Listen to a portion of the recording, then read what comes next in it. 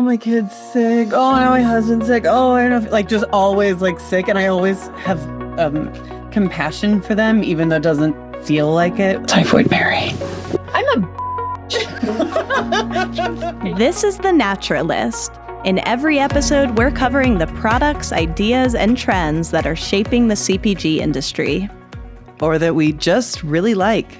So pretzels come in all forms now, all shapes, sizes, forms. So pretzel chips. Mm-hmm. Okay. Oh. Pretzel chips. But like those like thin. Yeah. Okay. Pretzel crackers. Yes, which I got just turned me on to. I just finished my first box today. And there's filled, like the stuffed pretzels. Oh yeah, like peanut butter. Quiz just came out with those. And then literally right now I'm just having Snyder's mini pretzels. And I'm like, these are really good. Yeah. Look, just like the classic mini. The classic non-GMO verified. Non-GMO verified, yeah. Those always remind me of airplane travel. You know, when you're on an airplane and that's the snack and you're like, I'm just happy. It's like that brand that was on Newtopia. They had the local artists on their package. I can picture the package so well. And there's so good. Is it Stellar?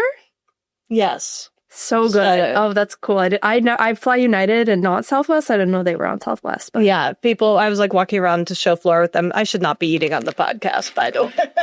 I was like walking around the show floor at Newtopia and people were like, Southwest, I know those pretzels from Southwest. But it was really interesting because we talked about that being like one of their big distribution channels and they kind of like hit the jackpot with that. But yes, anyways, they have some very robust flavors that I think maybe onion and garlic. We should do a whole podcast episode about the pipeline of natural foods to airlines because I've also at trade shows had that conversation.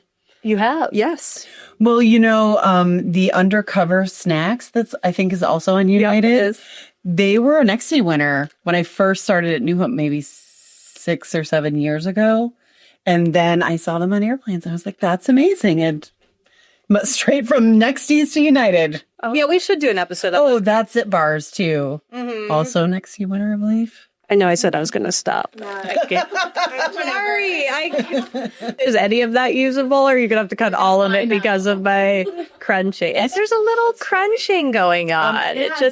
Okay. So here we are. Meredith's joining us. You're kind of a regular now. Oh, thank you. Right? I'm flattered. Yeah. I feel like I'm gaining that status, yes. Regular status. You need a button. Frequent flyer. I'll give her a button. Well, let's make naturalist buttons. Who wants one? I do. Maddie? Yeah. Okay, that's 4. I think we have to order 50 minimum, so. We did our beverage episode last week. That was fun. It was fun. Yeah. Talked about a lot of great products. But we just scratched the surface of what we saw at Newtopia Now. So we were, I think today, just thinking maybe some of the foods that we really loved.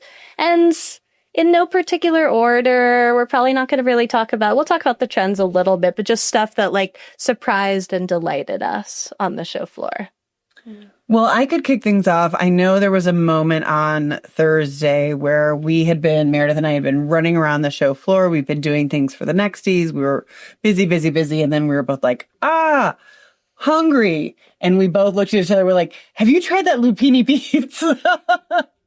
It was crazy good. Everyone was talking about it. Yeah, I was going to say, I feel like it was the talk of the show floor. Yeah. And as I mentioned, since it's made with Loopinin bean flour, it is loaded with protein and fiber, but it's frankly just really good pizza. And they're Italian, right? They are. So they know pizza, presumably. And Loopinin beans are one of the crops that are really being like embraced by the regenerative community because they have all these environmental benefits. I have been eating Loopinin beans since I was a little girl, just like the beans. Have you had the oh my gosh, I love them. I always love them, but like you couldn't find them anywhere. It was so obscure. And you like bite off the little shell and like eat them and they're kind of like pickled or like fermented, whatever. But that's how I'm used to them. And then a few years ago, there's just sort of this explosion of Loopini's, and we saw like those Loopinin bags, like the pouches. Tinsley. Mm-hmm. And then I think another company had done that. So we started to see Loopini's dried and brine. Pasta too. And then suddenly in packaged processed products like pastas and now pizza. So it seems really a lot more versatile than I would have ever thought, which is cool. Yeah. So as long as we're talking about comfort food, can we talk about ice cream? Oh, yes. Oh, Okay. Ice cream was really fun because I feel like there were two very distinct trajectories that ice cream had at the show.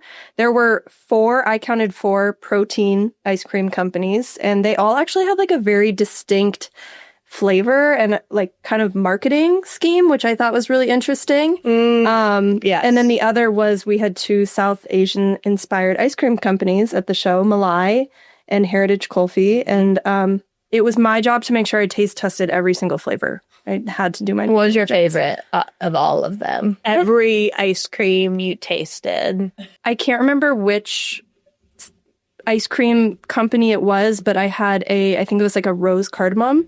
Oh, yes. And that was really delicious. Is that Malai? It might have been Malai. I think it might have been. I'm looking it up right now in real time. And from the protein ice cream, the chara, which is made with a Greek yogurt. Yes, that was really good. Oh, and sweetened with was awesome too. The chara sweetened with maple syrup. Is that right? Or agave? I can't remember, but It it's was real really sugar. good. Yeah, it was really good. And Was it chara or cara? How do you pronounce? Oh, Whatever it is, it's VHARA. ARA, and it's the Greek word for joy, which I thought was so fun because we had so many joyful products across the show floor, and the packaging and everything about it was very joyful. So I think that the cardamom rose was Heritage Kulfi because Malai, they had flavors like including the sea salt vanilla basic flavor, so good. And then sweet corn saffron, which I didn't get to taste, but doesn't that sound good? Oh, that sounds. Oh, and then funny story, prior to Newtopia, when we were looking at some of the brands coming to the show, I had asked a friend who lives in New York City, have you been to this ice cream shop? She said no, but there's one literally right next door to where I am, and I will go get some and make sure it's delicious. She said it was delicious, and she's been back many times since. And I actually told the person at the booth at Malai that story. I was like, we got someone to go there and taste it for us.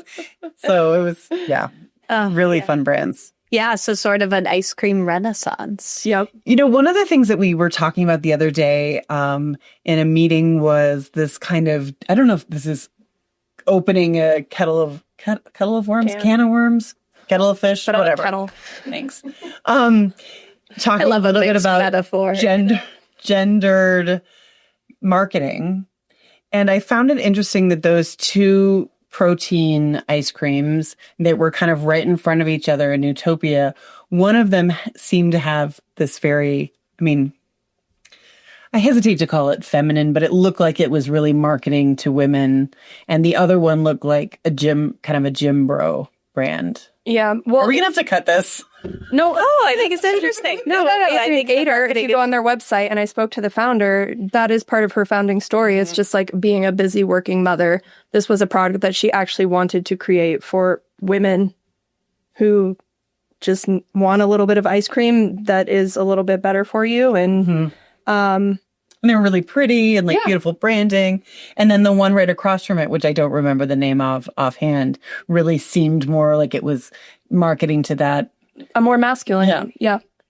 Yeah, no, I do think that's interesting. And just shows like the diversity of products in this category now, that we could see that type of unique market positioning to reach certain demographics. And of course, we had Smear Case, which won our Conscious Beauty and Wellness Pitch Awards. And that was interesting. And it was like, oh, okay, why that company? Well, that company, because they're protein packed and infused with collagen. So it's a wellness product. So it was also kind of fun to see ice cream entering into these other spaces, not just like an indulgent food, but also a truly nutritious food, one that I think people could consider wellness and certainly a health forward product. So that was really fun. Can we talk about pickles? Can we talk about brine? Yes, always.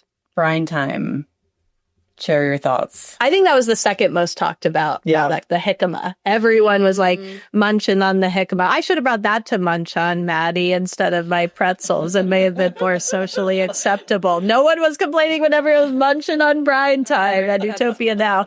But just these bags of this like fermented jicama. That's like, I think that's like the next generation of snacking, right? It's so clean. It's so simple. People went crazy for the flavor profiles. I was a big fan. Yeah. Yeah. Yeah. And they were giving out very generous sample sizes. And so as I had written in one of my trend recaps, I had this big bag of jicama, and I was like, I don't know what I'm going to do because I don't have a fridge and I'm going to be on the show floor all day. I had one piece of jicama, and it was obvious that I was going to have the entire bag right then, right there. And I did it. It was so good. So. And all those fermented foods right now, I mean, I think it's cool because it really leads into two big trends we're seeing. And, I love it when innovation actually equals clean ingredients, simple, cool flavor profiles, but just really simple, clean products. So I love that. But then on the other hand, it's that I completely lost my train of thought.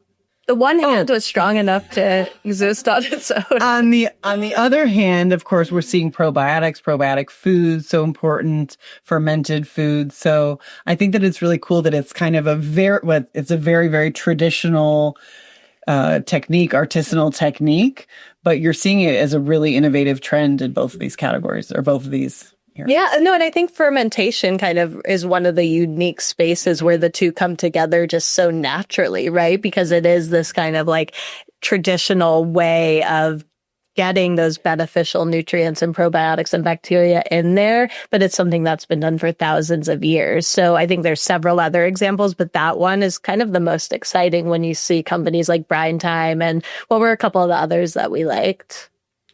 I mean, certainly not an emerging brand, but Nancy's Probiotic Foods, they had a booth at Newtopia, and I love we've probably talked about them many times on the podcast, but I had asked them, do you cottage cheese bars? You should do a cottage cheese bar. And right now they said they have such high demand right now for their products that they're like, what? We don't even do anymore. Yeah. Well, and what about Farmhouse Culture? That's a brand that I've always loved. They have such great products, organic, just really good, clean, delicious. What else? What were some of the other hits? I mean, I feel like another thing that is definitely not a trend, but is just we're seeing so much more of is foods that are regenerative and regeneratively grown, ROC certified. I mean, obviously at Newtopia, Regenerate was just a huge pavilion. And I've spoken with a couple brands after the show. One thing that was really exciting is the fact that they all said the community that they built amongst one another was just oh my gosh, amazing. And so I love to hear that. But I mean, the food that they had was also delicious. So one brand, a Nexty finalist, Ojoswi, they are doing a chickpea pancake, and they are sourcing all regeneratively grown chickpeas, and it also tastes awesome, loaded with protein and fiber, and it's plant-based. There were also a number of grain exhibitors, all based in Colorado, and they're just like challenging the paradigm of growing grains and, growing different types of grains too. Yeah, because I think there were a few of those companies with the Colorado Department of Agriculture, and I was talking to a friend of mine who's been in the industry a long time and works over there. She was talking about rye, I think, in particular, as being one that companies are really trying to change how the rye supply chain works, and I think that's so cool. I had to just very subtly grab my phone from over here to look at my Newtopia pictures because I wanted to remember this brand that we talked about a lot called 40th Century Grain. It was regenerative. They had these really cool flour blends, really interesting. They had a blue corn and kernza focusing on perennial grains. But yeah, they had these really incredible stories. And one of the ones we really loved was the one about the rye again. It was a Nordic rye where they get the regenerative grains from Montana. And they had this really cool story where they have these very, very wide rows. And with those wide rows between all of their plantings, they've had all of these natural habitats come back for this fox that's native to the area. And so that's come back. And just these really amazing stories that on the one hand are about the food product and what they're doing and how they're doing it right, but the greater impact that regenerative farming can have on the landscape, on the fauna. The whole ecosystem. Yeah, it's amazing. I'm reading Prodigal Summer right now, and it feels very Prodigal Summer to me. Have you read that? No, but I'm going to put it on my list. There's, elements of restoring ecosystems and what that looks like. But yes, and then I agree with you, and related to that, of seeing how the communities really build and grow, and especially in that regenerative space. So I have to give a big shout out to Dr. Bronner's, another company that's been around for a long time, but they were there at Newtopia and they were like, we want to be connecting with our regenerative people. We want to be connecting with our retailers. They had a session on the show floor in the Regenerate stage. And so in order to have these types of impacts and truly restore ecosystems and change how ingredients are farmed and cultivated, like you have to have that sense of community and you have to be in it together. And I think that idea is really embraced by the regenerative community. Beautiful. Yeah, there were a number of different associations there representing regenerative brands. I thought that was really cool. Yeah. Okay, any other hot picks? Cookies? You love these cookies. Yes, I have two. She's afraid to mention them now because I got some. I'm going to mention them both. So Nowhere Bakery, this is a cookie company. The cookies happen to be paleo, which means they're also gluten-free. I love gluten, but I have no problem And with sugar-free? So they're sweetened with maple syrup, I believe. But I had one bite of the cookie, and then I had another bite of the cookie. And then, when you have enough samples. This sounds familiar. These cookies were phenomenal. They were very soft in the center. They had a nice little crunchy edge and really cute pink packaging. Are they pre-baked or do you They're bake pre-baked. But I think at Newtopia, so I got loud because I got excited. They launched their own baking mixes. Okay. I hadn't seen those prior to the show. So that was a favorite. And then another one is a pasta sauce company called Carinara. Oh, yeah. And this is for people who, I guess, can't do tomatoes due to the acidity or have FODMAP. Yeah, is that a nightshade? Yeah, I think so. And so it's made with carrots. But what's interesting is if you look at the nutrition facts panel, it's just loaded with vitamin A and vitamin C. And it tastes really good. If you like carrots, I would just eat it as a soup. Or I told them Carinara pizza sauce, and guess what they said they were about to launch? Carinara? Wow. But because we're not tomato haters around We here. love tomatoes. We love tomatoes. Yep. There was that tomato soup that was freeze-dried and a whole line of soups that were freeze-dried soups that were made with real ingredients and were just pretty delicious. Long weekend soups. Long weekend soups. I thought it was catchy. I liked the long weekend. I don't know. It just kind of worked for me. And I actually was at the tail end of tasting and trying. So I did not try any, but Bill tried some. And I was like, what do you? And he's like, yeah, it tastes like a real homemade soup. And I think that's interesting. It didn't come from a can. It was in I wonder what the packaging was. It was some sort of carton. It was just add water and I think microwave. And it was really good. So going back to what we talked about last week. So you said broths are beverages. I said broths are food. So where do you stand on soups? soups are food. Wow. I don't even know what to say. I have not a shred of doubt that a broth is a beverage. The broths that we were talking about, as we were talking about sipping broths, is a beverage.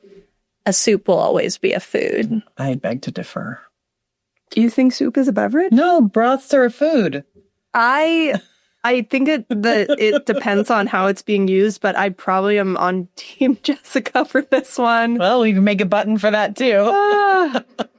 All right, moving on. Speaking of another food I tried at Newtopia for the first time, this was kind of fun. I had a quail egg.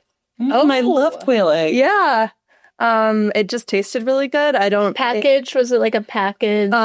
So this company is called Manchester Farms. And so they've been supplying like high-end restaurants for a really long time because generally you eat quail in like a nice restaurant, but I guess they're trying to expand their CPG offerings. And so they have like ready-to-eat quail products. But at the show, they were kind of cooking up like fried quail eggs. Oh, and yeah, it just, protein, right? Like, I thought it was right on point, and it tasted really good. I used to buy quail eggs all the time at the market in Spain and would boil them. And then I would have people over for dinner. Like, I'll just do a bunch of quail eggs. And then you'd be sitting there. You're like trying to peel 40 quail eggs. Thinking, why did I have this idea? And then 6 months later. Do it again. Yeah, they're really good. I love that idea. Yeah. We have so many other products, but I think the final thing that really stood out were the multicultural products, particularly like a lot of really great African flavors. So I know you've covered a couple of those between sauces and kind of unique condiments, but any standouts around international, global flavors that you really want to call out? Because it seemed like that was pretty. I mean, I feel like this brand that I had mentioned in my story, Food with Roots, really deserves like an on-air call out because this company is Pan-African cuisine, and it's all about reclaiming heritage and storytelling. And so they have different products from throughout the African and Black diaspora. Did I say that word right? I think it's diaspora. Okay, diaspora. But a couple things that really stood out to me. I had never had, speaking of fermented food, Haitian slaw.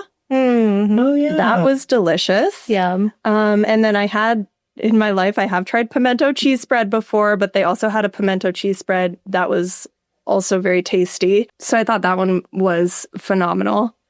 And then, another brand that I tried, Twist Foods. This is Indian simmer sauces, and it really tasted like restaurant quality. Yeah, it's very hard to make Indian food at home. At least I don't feel like I make great Indian food. It's amazing the complexity of flavors that are showing up. Spices and, Like, truly, these products taste homemade. Yes. And I think we are all like, if you can find a product that tastes homemade but is like ready in minutes, and is clean ingredients, like that seems to be where a lot of these pantry staples are moving. So I'm all for that. Me too. Oh, that's fun. Only Meredith had to join us because she was like moving and grooving on the show floor. Yeah. Okay, so Meredith, why don't you say maybe a fresh voice telling people to rate and subscribe? Rate and subscribe. See you next time. that was so good. We should get her on.